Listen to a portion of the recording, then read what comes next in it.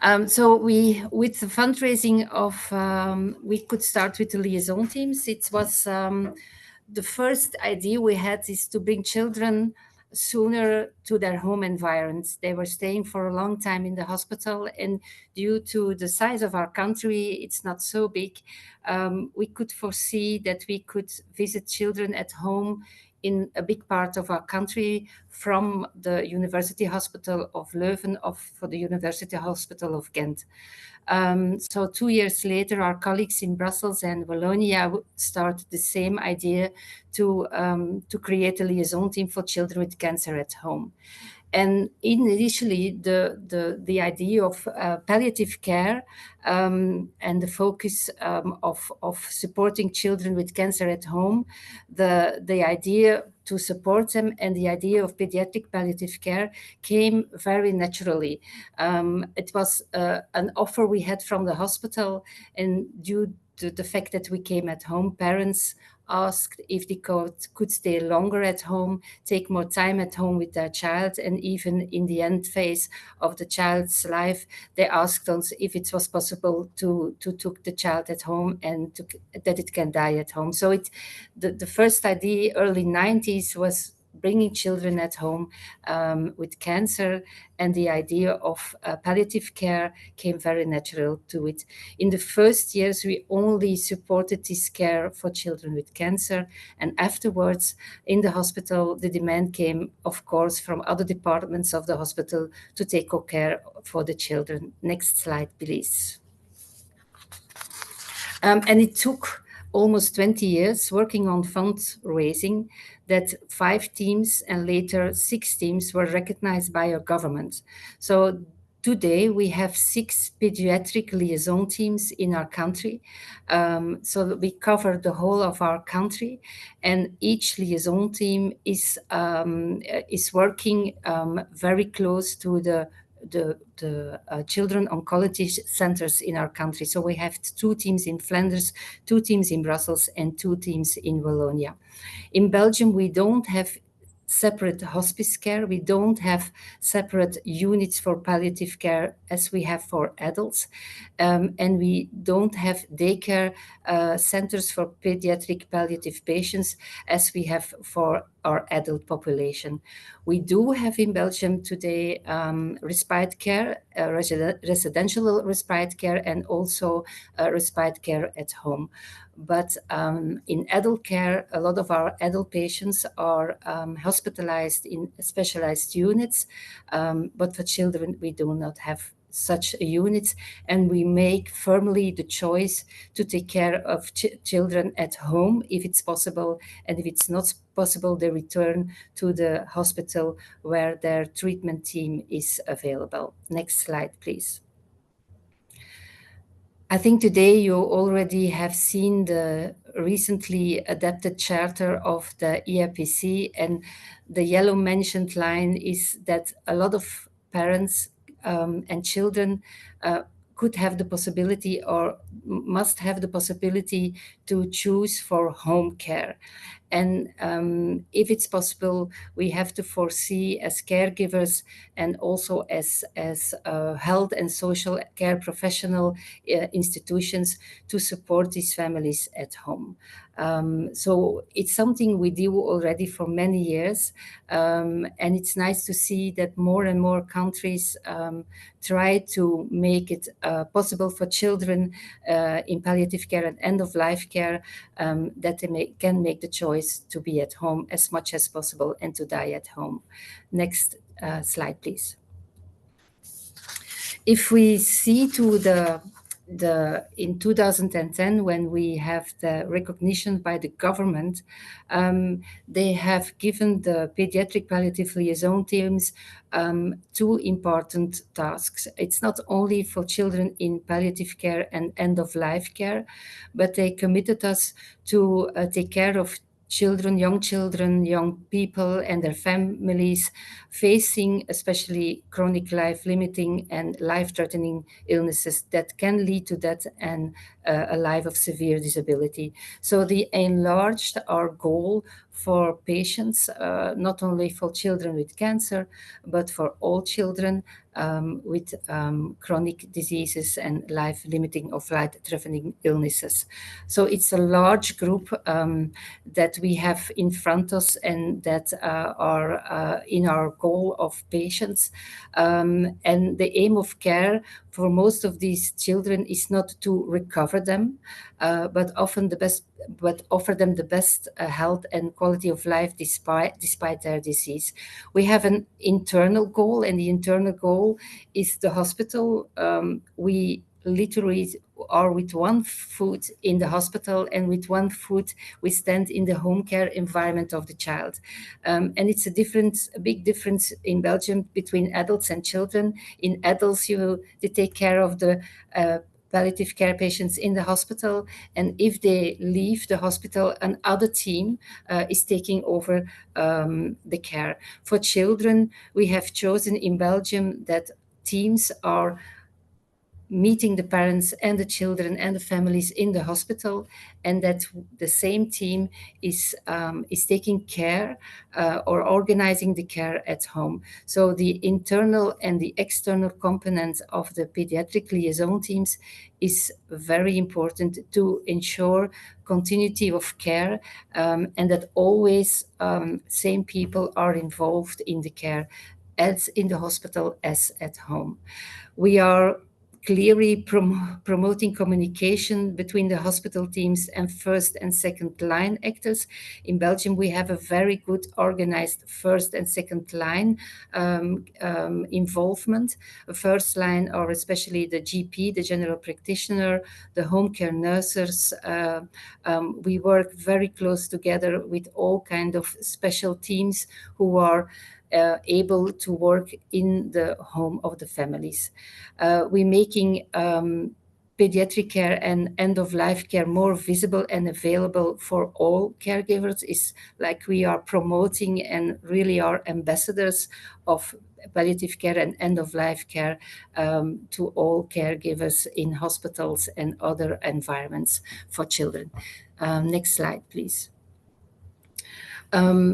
The royal degree that has recognized the pediatric palliative liaison teams is also between 2010 and 2015 is giving a partial financial support to the teams. So still till up now, these teams are working partially with government money and partially with still with money that we have to receive for fundraising. It's still a lack in our in the support that we have from our government. You may give the next slide, please. So if we look to the pediatric palliative home care in practice, it's very important that we look to it as a continuous integrated total care. It's not only hospital bound, but it's also very specialized in working with these families and children in their home environment or places of residence. Some of our children are not staying at home, but are staying at special care centers, and we literally go as a team. We go where the child is. Is it at home? We go at home. Is it in a daycare? We go to a daycare. Is it in a residential care? Then we go to that residential care. So we literally go from care to care and follow the child without losing the contact with the family, and especially with the siblings and with the parents. We are like the World Health Organization prescribes. We are very looking to the physical, the emotional, the psychological, and also to all spiritual levels, like a holistic view. That is very important that we look at these children not only to their illness and their pain, but that we can take them in a whole, like is already long foreseen in palliative care for children. I think that it's very important to work in respect for each child and his family, and that we are very respectful to their values and wishes. It's working on a very sometimes very difficult balance between offering care and what we heard also in the last talk in when can parents accept and children accept this special kind of care. But I think it's very important that we respect all their values, all their wishes, and that we can have an atmosphere of openness and honesty in working with these families. A big difference what we every day see, if you work with them in hospital, it's a totally different environment than working with them in their home. It's their place. It's there where they feel safe, where they have their environment, and it's always adapting. We see a lot of difference in working with families in hospital and working with families at home. And it's always very important that we can bring the information from the hospital to home, but also all the informations from home to the hospital, so that we have a clear view of what families and children need in this kind of care. Next slide, please. It's what we also try to remain is that the specialist who is working in the hospital, and most of the time in the university hospital, is still present in the care we take at home. It's not something the child leaves and the GP is taking over. It's always a go-between. It's a joint venture between everyone who is working in the hospital and having one who is taking care of the child at home. And it's very important. We need everybody to make this care possible. And we saw when we started with the project, and through the years, the project evolved, how more we could bring the caregivers together, and that we facilitate the lines of communication between the care at home and the care in the hospital, that it benefits a lot the care for a child in a very balanced way. We work fairly multidisciplinary. We have a lot of multidisciplinary teams in most of the time in the hospitals, but we try to seek how this multidisciplinarity also can brought in the home environment, and that there is always a go-between all these kind of disciplines and people who are taking care. The pediatric palliative home care teams, if we are involved in a family and with a child, we try to go to the families, listen very carefully what they need to take their child at home, what they expect, what are their fears, what they need to take care in a safe way for their child. Because if you're always in a hospital and you are in every time people can come into the room to support and to give care, it's totally different in a home care environment where parents often have the feeling that they are standing alone, and they are not standing alone. But the reality is that it always takes time before someone comes in, if there by example, when there is an emergency that we have in the situation at home. So it's very important, if we are going to organize this care, that it's very important that we know what the parents need, what the child needs, but also that we know what we need as a team to give proper and safe care at home, and also what the caregivers and the home environment need to give the same specialized care. I think that we are, as a liaison team, we are specialized in everything what has to see with efficiency, pain and symptom control, and comfort care.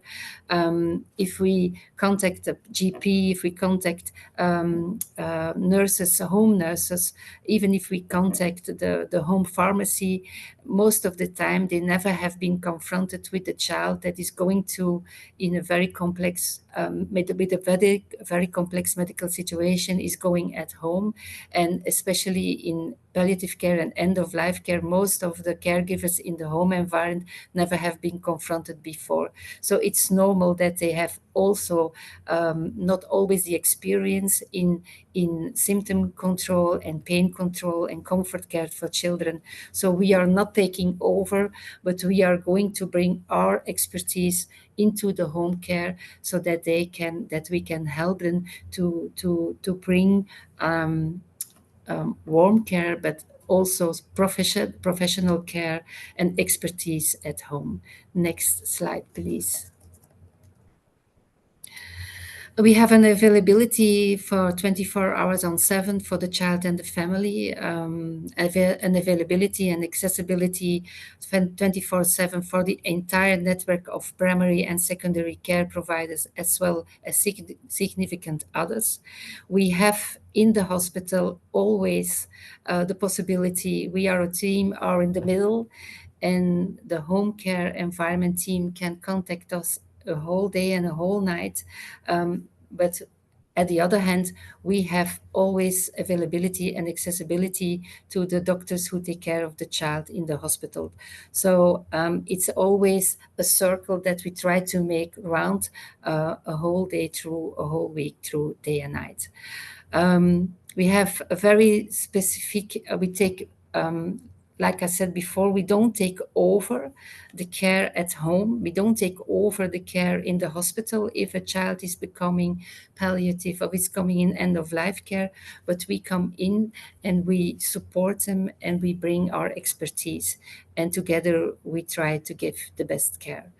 The continuity of care is very important. If we see at home that there is a problem we can't solve, it's very important that we have a quick access to the hospital and that the child can come in to the ward or to another way into the hospital. We try to see that we can find solutions for a lot of problems in the home care situation, but sometimes it's necessary to come to the hospital. And sometimes this is for a very short time and children can go back home again. Other children, and especially in end of life situations, sometimes we see that that parents or families of children make the choice to come to the hospital for the last part of the life of the child.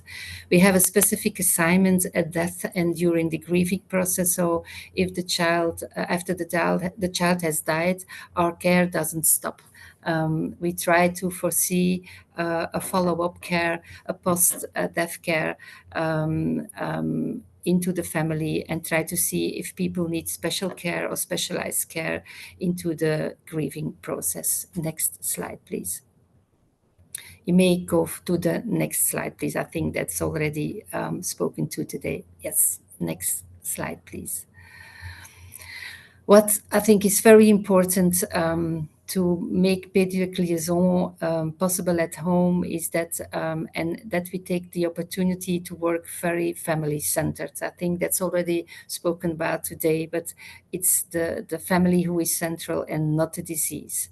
And the child and the family are a unit of care, and we need to understand very well how the family functions, what the family needs, but we need also to understand how every member of the family functions. And we see difference between mothers and fathers, between parents and grandparents, between children into the family. So it's very important that we have a clear view, or try to get a clear view of this family and the way they stand in life.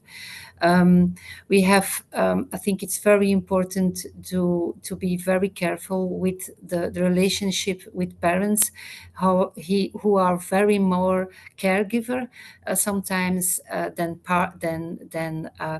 parents. And I think it's very important, and we always seek the balance between parent and caregiver. But nevertheless, be it parents and also our children, and especially our children who can communicate about their wishes, nevertheless, we are very important. They are very important partners in care. And especially literally at home, we can't enter the home and we can't reach the child if we don't work on our relationship with the parents of the child. They are literally in front, and sometimes it's very important if we are accepted at home, at our home place, that we can build on a relationship in front. And that's why it's very important how earlier that we can come into the in the relationship with the family, how better. And we see throughout the years, in the beginning we were very, most of the time we were involved at the end of life, and now we are involved in the very beginning of the process. And I think we try to seek shared decision making between parents, children, and the caregivers. Next slide, please. Communication is the cornerstone. I think it's for me and for our team, it's very important that communication skills are as a special expertise in working with these families and in working with all these caregivers. A lot of people surrounding the child and the family, and in that way is clear and open communication, honest and also understandable information for parents, very necessary, but also the way of being empathetic and supportive communication is essential in all kind of decisions and discussions we have with family. Never stop communicating and listening, and sometimes never stop listening and communicating, because listening is one very important way of taking care of these children and these families. And making time, even though you have no time, making time is essential. If we are in the home environment, it's sometimes easier to make time. But for people working in hospitals, I think it's sometimes very important that we can make time for going into discussion and relationship with these families. Next slide, please.